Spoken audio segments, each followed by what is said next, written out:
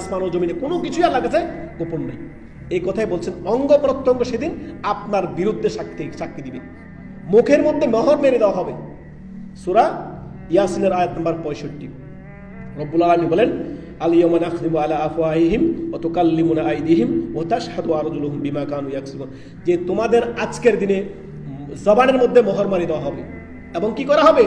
তোমাদের জবানকে মোহর মেরে দেওয়া হবে, হাত সাক্ষী দিবে আমার দ্বারা এই এই এই কর্ম করছে, কাউকে খুন করছে, কাউকে বিভিন্ন জয়ী কাজ হচ্ছে হাত দিয়ে, সমস্ত কিছু হাত আল্লাহর কাছে সাক্ষী দিবে। হাতের জবান আল্লাহ খুলে দিবেন। অঙ্গ প্রত্যঙ্গের কি করে, পা দিয়ে কোথায় কোথায় গিয়েছেন, কি কি কর্ম করেছেন, কোথায় কোথায় হেঁটেছেন, সবকিছু আল্লাহর কাছে বলে দিবেন।